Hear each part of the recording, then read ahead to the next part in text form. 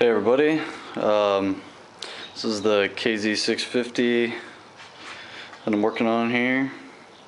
Today I'm kind of working on the gas tank. Basically got to the last part of the carburetors here. I got to the one with the accelerator pump. So basically clean this guy up.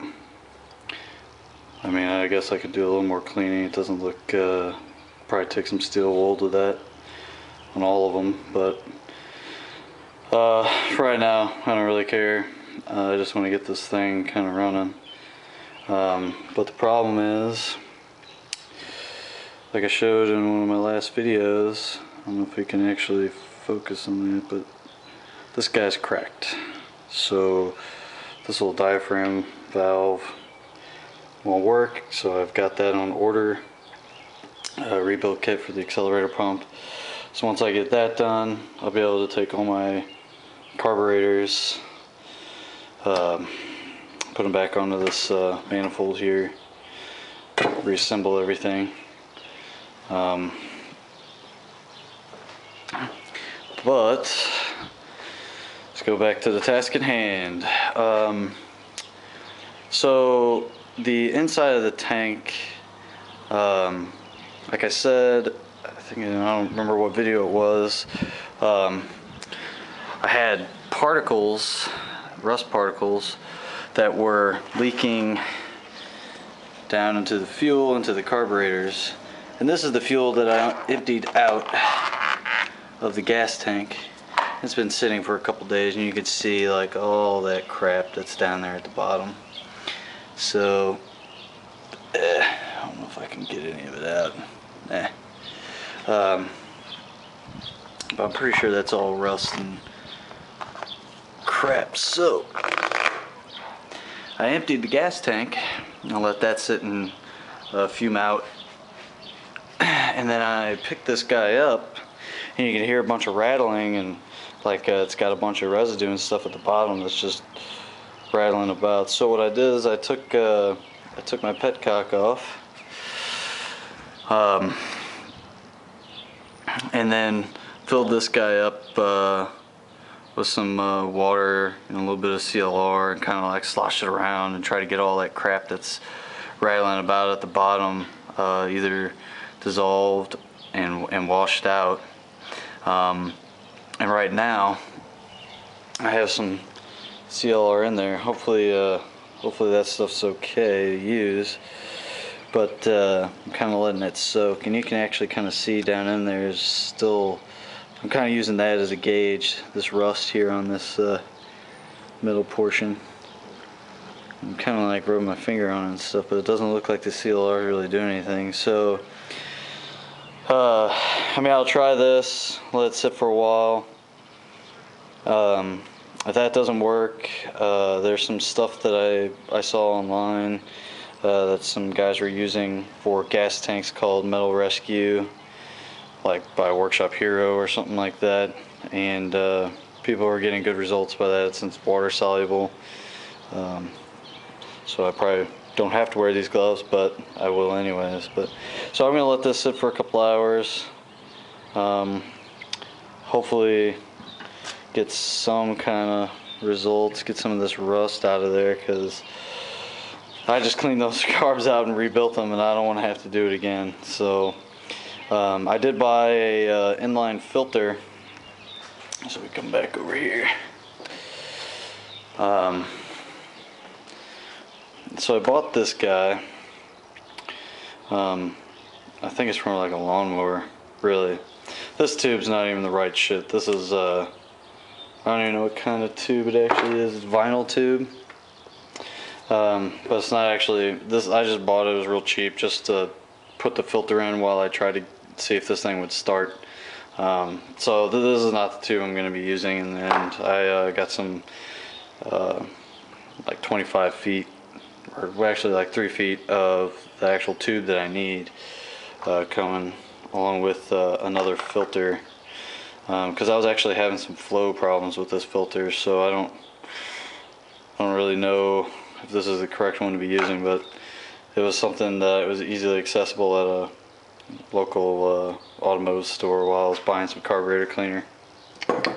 So I just grabbed it just to see if it'd help me out, at least not mess up my carbs more than they already were.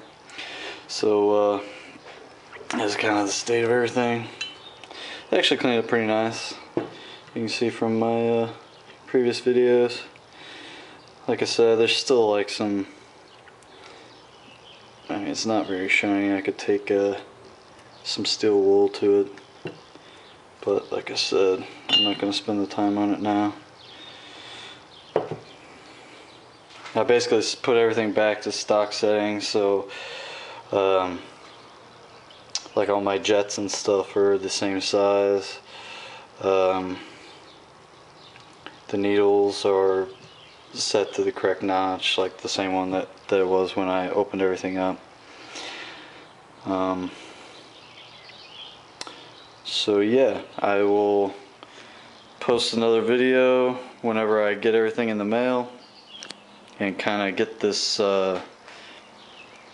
fuel tank situation under control, and then I'm going to see if this thing will fire up. Oh, another point, I mentioned like in my first video, I thought I was going to put these pod filters on here, but the more and more I read about it, I mean, I'm a newbie, so I was going to do it because it looked cool, but apparently it changes the basically air pressure on this end, because there's more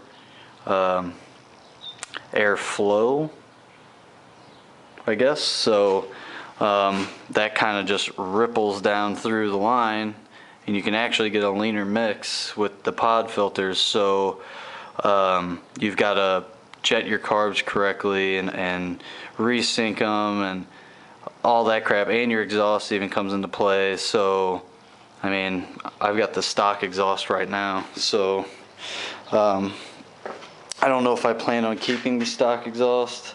I might, I don't know if I really like the Megaphone exhaust, but I really haven't decided. It's a 4 to 1. I don't know, let's see here, and 4, down to this 1. But I do like the look of like the 2 to 1, and then putting 2 of those in there and kind of get them like stacked above one another and kind of tape it off. I've also been looking at different shocks, springs to put on to kind of lower it a little bit. I mean, I'm a tall guy, so usually like lowering this stuff is going to make the bike uncomfortable when using pedals and stuff here, but I think what I'm going to do is when I lower this guy and I put my own seat in here,